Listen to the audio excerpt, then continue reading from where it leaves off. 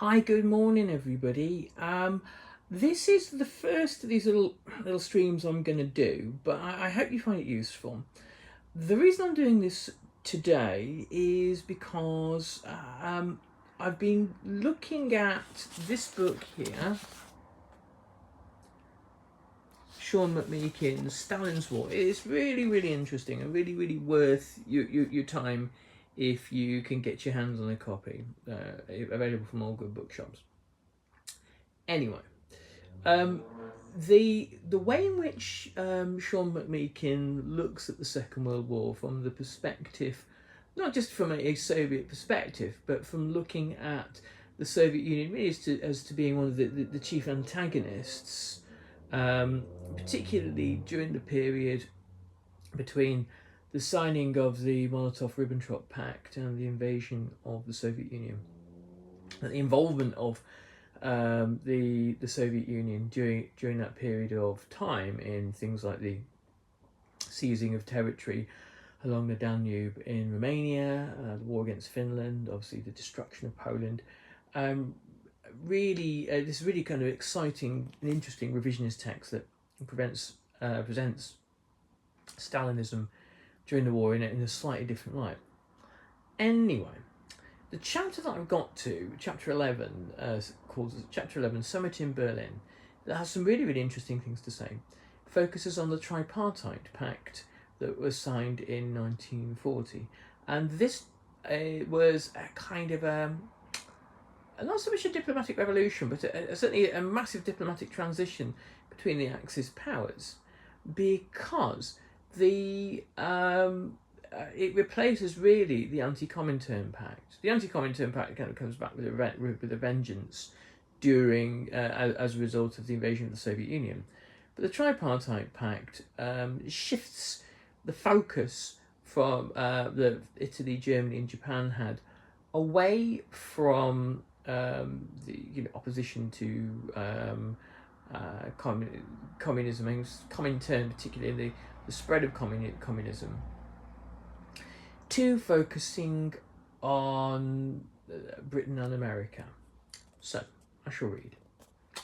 So, Sean McMeekin writes, at a ceremony in Berlin on September the 27th, 1940, the foreign ministers of Italy, Japan, Galizio Ciano and Saburo Kasuru, affixed their signatures alongside Ribbentrops to a new tripartite pact. Although trumpeted to the world as a formidable military alliance, in truth the agreement was more symbolic than substantial, as it contained no binding provisions regarding military cooperation. The symbolism, however, was significant. The Tripartite Pact represented a repudiation ideologically, or at least semantically, of the previous agreement between the three powers, the Anti-Comintern Pact of 1936. This time, the signatories were declaring their opposition not to Soviet communism, but to the Anglo-Saxon world order, with the subtext that the signatories were devoted to peace, whereas the British Empire, and by extension the United States, wished to prolong the war. Japan agreed to acknowledge the leadership of Italy and Germany in the establishment of a new order in Europe, and the Axis powers recognised, in turn, Japan's supremacy over Greater East Asia. This much was clear, but the role of both hostile and friendly third parties, such as the United States and the USSR, was up for interpretation.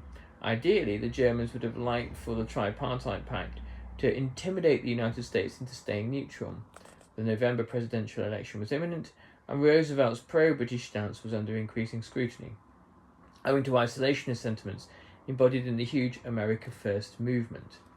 Now, the thing that you need to explore in order to have a meaningful context here is the agreement that predates the Tripartite Pact, chronologically the Molotov-Ribbentrop Pact, and the fact that the Soviet Union and Nazi Germany weren't in a full alliance, though that was mooted by Stalin possibly, but in a series of kind of cooperative arrangements. They had there was a secret clause in the Molotov-Ribbentrop Pact which enabled both powers to dismember Poland, but also there were understandings within the pact that enabled Stalin to seize territory. Stalin does much better than Hitler does in terms of territory from the Pact in the Baltics and in Romania.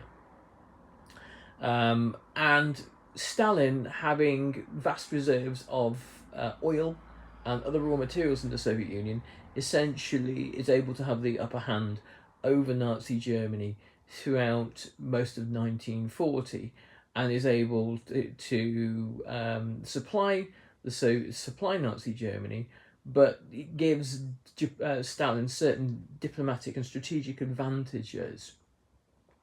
At this point, you have the paradox of three virulently anti-communist powers: Nazi Germany, Imperial Japan, and Fascist Italy, all three of which view the Soviet Union in a range of different ways. Hitler views his understanding with the Soviet Union as a kind of a matter of temporary convenience.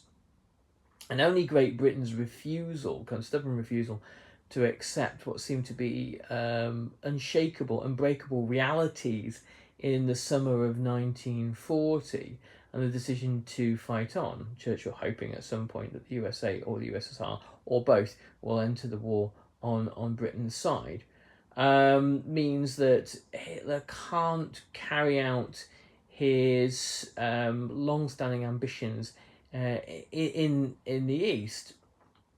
And it also means that as a war in the West continues, Stalin is able to leverage his power and the resources that he supplies Nazi Germany with. So to say that the relationship at the time of the signing of the Tripartite Pact between Germany, all three signatories, and the Soviet Union is complicated is kind of an understatement. And in a way, the invasion of the Soviet Union, the Operation Barbarossa, is Hitler's way of kind of reconciling, of kind of concluding, making sense of this kind of unworkable, unlasting, and paradoxical situation that he finds himself in.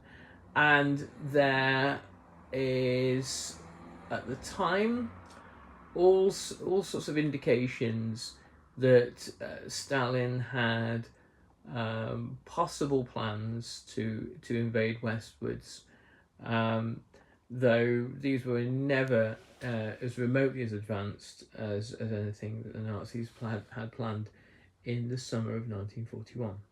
Anyway, I hope you found this useful and interesting, and I'll see if this is popular and catches on. We'll do a few more live streams as well. Thanks very much. All the best. Bye-bye.